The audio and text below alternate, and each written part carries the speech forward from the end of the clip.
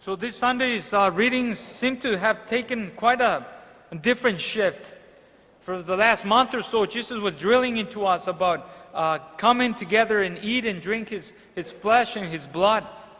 And now, the Scriptures turn towards laws and rituals. Perhaps it is a way for the Holy Spirit to tell us, to try to teach us that we're not getting Jesus because our hearts are not in the right place. Our hearts are not rooted in the Lord. In the gospel today, we have this Pharisees and scribes gathering around Jesus, not necessarily to spend time with Him, to get to know Him, to actually open their hearts to see what Jesus has to tell them. They're gathering around to observe how closely does Jesus follow the rituals. And the rituals were set in place originally to protect the law, so that the people actually follow the commandments of the Lord. But over time, the shift was turned towards the rituals and not the laws themselves, and not the commandments of the Lord.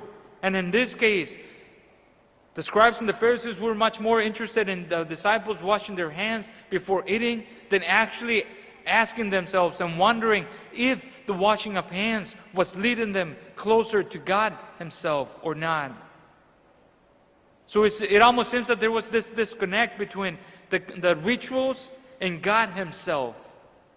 And that should not be, because they come together. There's a ritual that leads towards the encounter of God. It almost seems that the scribes and the Pharisees had kicked God out of the picture.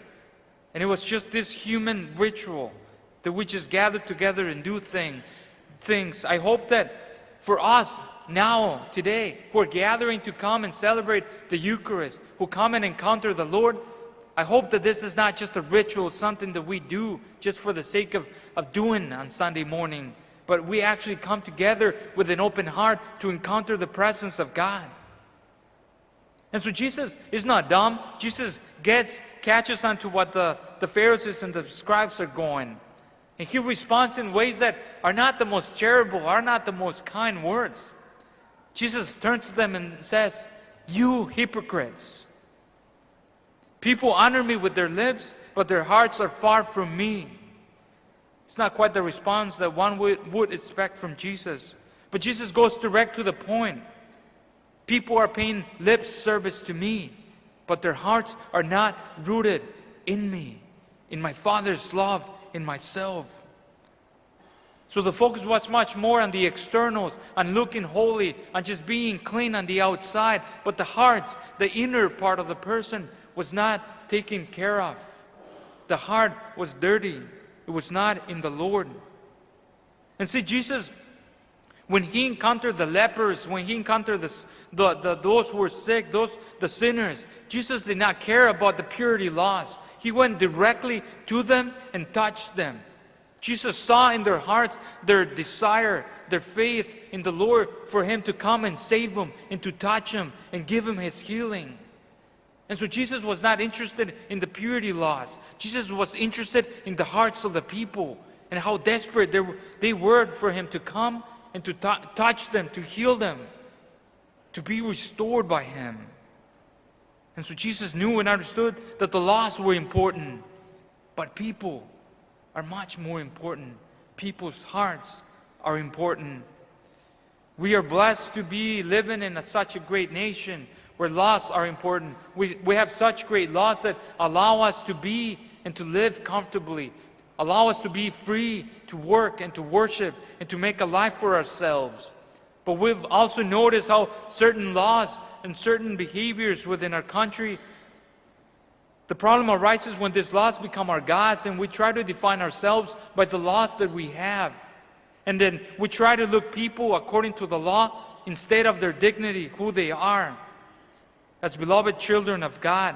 And so we've noticed that when these laws are in place, then we've noticed certain friction within our nation, certain brokenness, certain turmoil. A lot of trouble, and our nation gets divided, and there's no longer a unity. There's no longer fellowship and support among one another. And perhaps this is precisely what was going on in the time of the scribes and the Pharisees, when their focus was just on the law, not on the human being itself. It is true that we as a church have laws, have rituals, have commandments of God.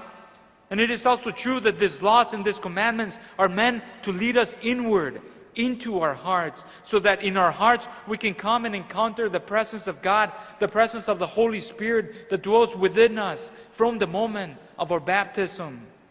These laws that the church has are meant to lead us towards an encounter with God Himself. They're not empty rituals, empty laws, but they're meant to lead us towards an encounter with God. And so Jesus is challenging all of us today to examine our hearts. What's in our heart? Where is my heart? Who is ruling in my heart? You know, in biblical terms, the heart represents the inner depth of the person, the seat of decision where the person either accepts God or rejects God. The heart is also the source of all of our emotions, that happiness, that joy, that grief, that pain, that suffering. But it is also that seat where our thoughts dwell, where our will dwells, where our conscience dwells. It is that place. The heart is not just a symbol of a romantic symbol.